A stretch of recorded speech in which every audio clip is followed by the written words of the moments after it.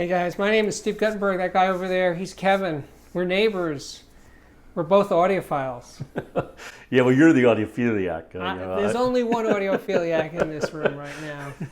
Yeah, well, that's right. I'm a fortunate man that I live in the same building as the audiophiliac. So we talk stereos quite a bit. I get to listen to some great gear also, and I've certainly used a lot of Steve's advice to accumulate gear over the years. So this is now video number 4, Steve. Wow. So I may be your most videoed audiophile guy at this point. Might be number one. Just don't believe me. It's not that I'm not that. It's not that I'm that interesting. It's just proximity. I was going to say. It's that we see each other in the elevator and.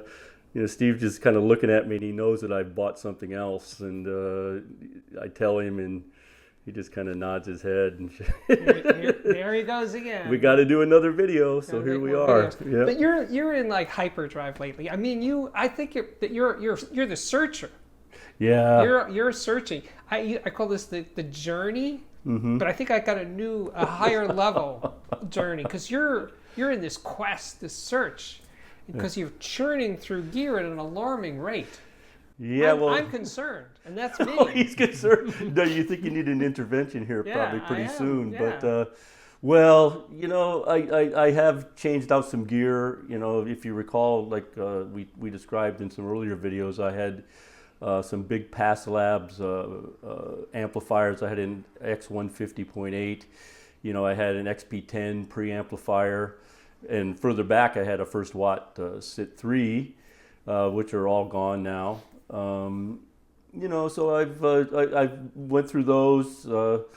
I've kind of gone lower power, I think, in my amplifiers. We'll talk about some of the things I have here now that are new. I think I know my most powerful amplifier is the Rogue Stereo 100. Which I've had and described in previous videos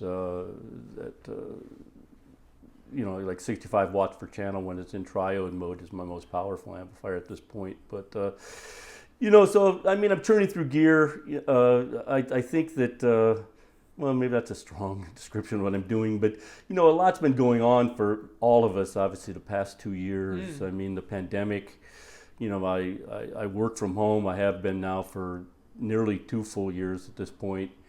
The stereo's on all the time. We haven't been traveling. We haven't been eating out as many restaurants. We haven't been to a Broadway show since very, very early in 2020.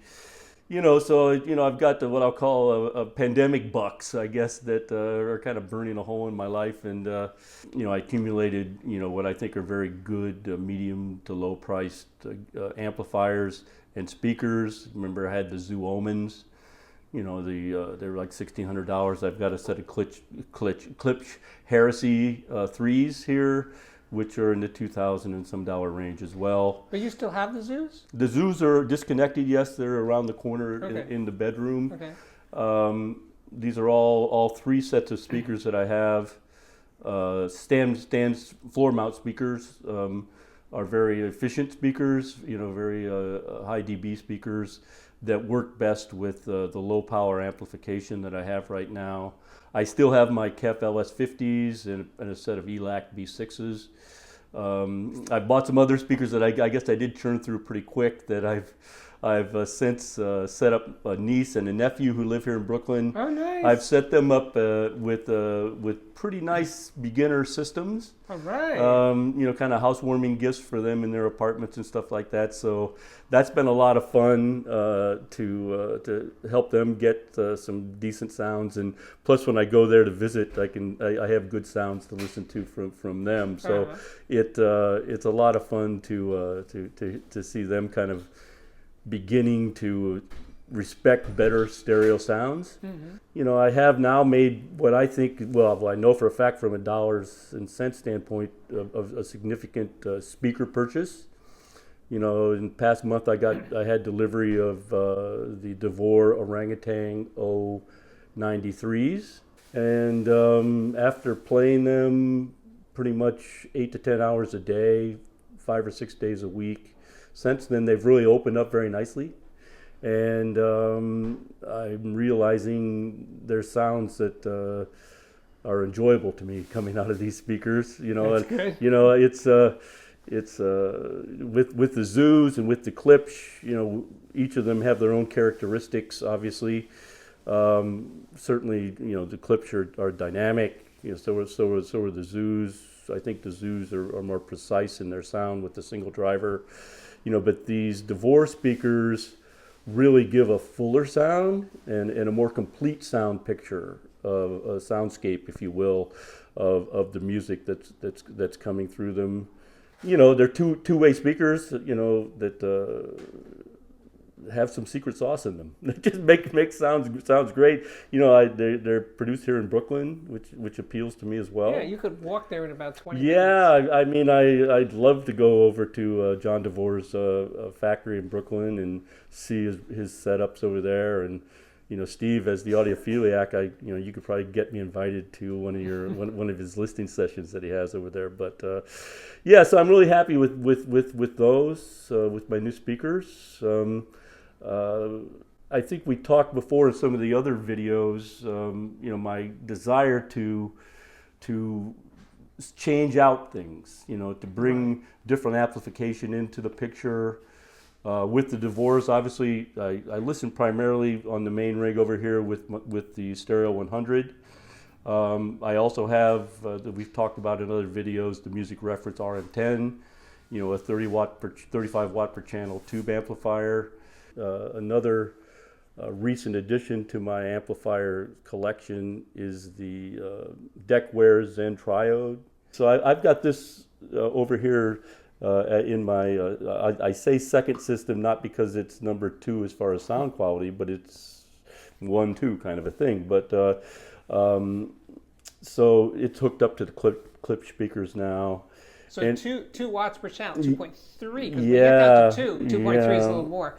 So 2.3 watts on the KLIPSCH heresies are enough. It's certainly enough, and I've had this as well hooked up on the main rig over here, and it's enough. The DEVOREs can play really well with this as well, and nothing against any of the other amplifiers that I have, but I'm sure that this is my favorite amplifier. Oh, it is? Yes, it is, and Wow. someday when I get even older and more feeble than I am now, and I can't lift. And that was a big part of why I moved away from the big pass amplifiers. Is I could barely lift that thing anymore, and so it just wasn't it wasn't practical for me to have that. But I could see a day when I'm an older guy. Like me. Well, no, you still handle a lot of gear too, where this the DECWARE amp in a smaller setup,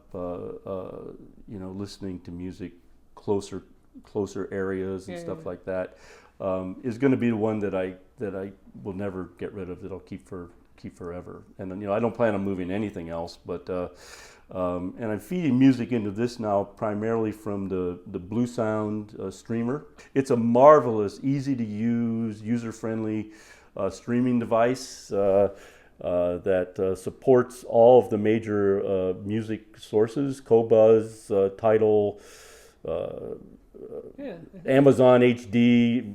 I do have a small shit Saga that when I put the RM10 over here, which needs a preamp, I use the shit Saga in that rig. But I prefer the DECWARE without a preamp, and it's got it's got its little volume dial there in the front. There's no remote, which is kind of a nuisance, but it's also fun to come up and put your finger on that wooden dial and turn it up. And it doesn't take much of a tweak to really change the volume, especially coming through highly efficient speakers like the KLIPSCH. But we use the KLIPSCH for our video system, via an Onkyo AV receiver.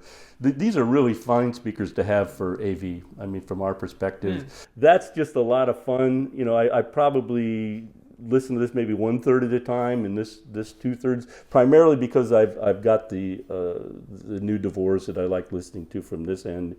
I've been trying to break in. Where are you on? Because I don't know where you stand on this right now. So playing records, LPs versus streaming or files. Yeah, it's vast majority streaming. Uh-huh. You know, I subscribe to Tidal and Qobuz, and you know, we're Amazon Prime users, and I've got Amazon HD, and you know, it's just the convenience of it. Now that I'm working from home full time, my desk is over there.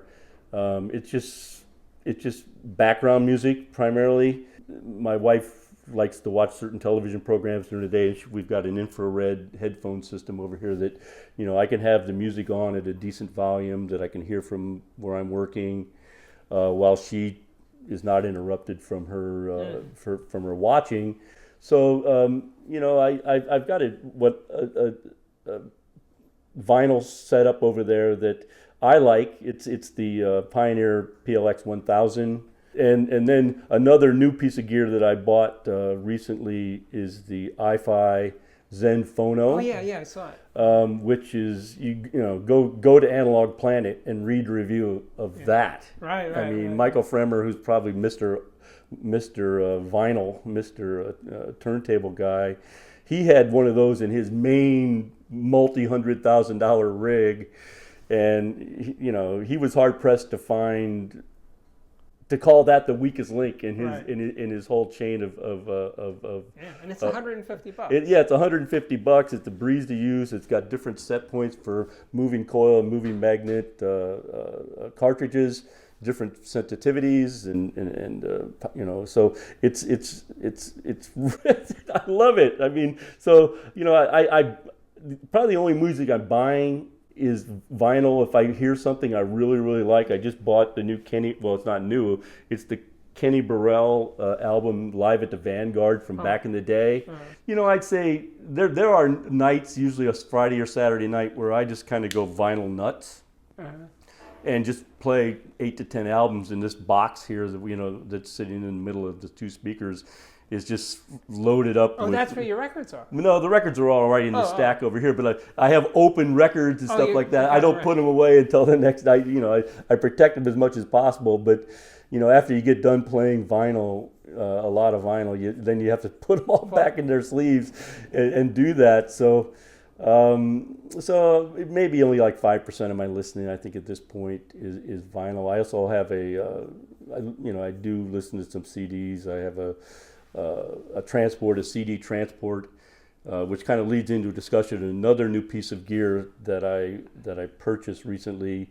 It's which you and others have reviewed. It's the DENAFRIPS Aries 2 rail DAC, R2R DAC, which I'm very happy with. I'm so happy with it, as a matter of fact, I've kind of moved my Mytek Brooklyn out of the main system, which takes away MQA, and I do like MQA, but I now have the Brooklyn DAC over on my headphone system on my near my desk, so you know it's still getting things are moving around. Yeah, it's getting its use, but I really like the sounds coming from this DENAFRIPS, and it certainly likes the high res signals coming from Qobuz.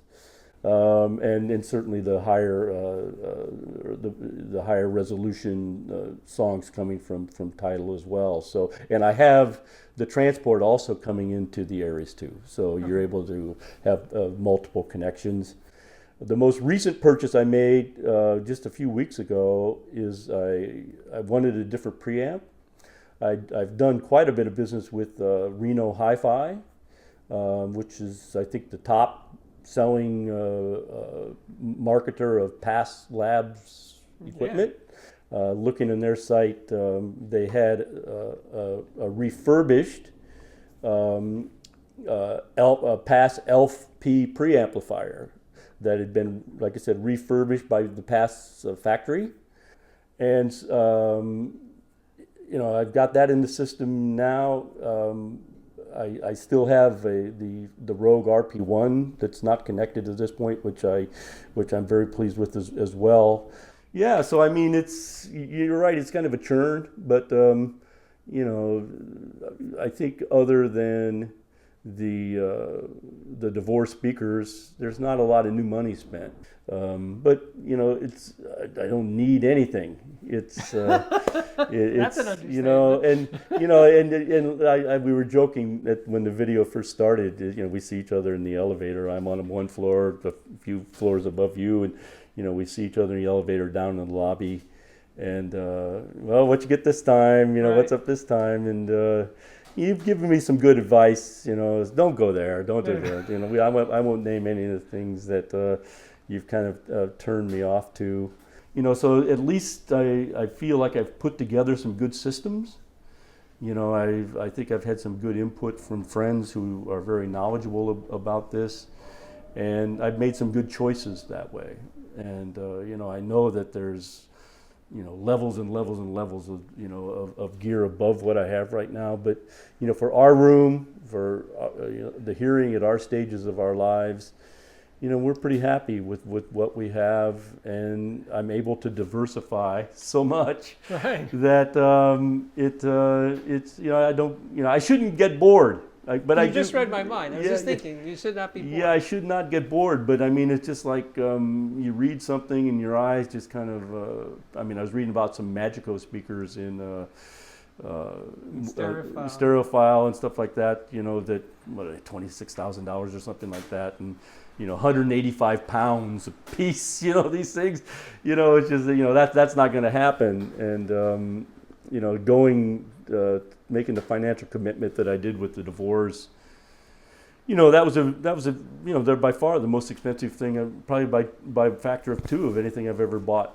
you know, individually before. So you know, to go to a factor of 6 to get something like that, it's just not, I don't think that's going to happen. And I'm very, you know, I've said this in the other videos too, I'm a very fortunate man to have had a good, long, fruitful career, good health, you know, good relationship with my wife who puts up with me, you know, with this whole audiophile thing, who enjoys music herself, and you know, well, the music is on all the time. So I mean, when she's not with her headphones watching television on her own, you know, she hears the music as well and makes some suggestions, and you know, we share this, and so you know, that's an advantage too, I think. But and if there's another great thing from the pandemic is the fact that I'm here all the time and I get to listen to my stereo, you know, 8 hours a day more than I did, you know, back before the pandemic. And you know, I wish the damn pandemic was gone, believe me, but it isn't. And I've gotten pretty happy. I'm pretty happy working from home too. All right. Well, thank you very much, and I look forward to, you know, the video being uploaded. And will very soon. Thanks again. Oh, you're welcome. Bye bye.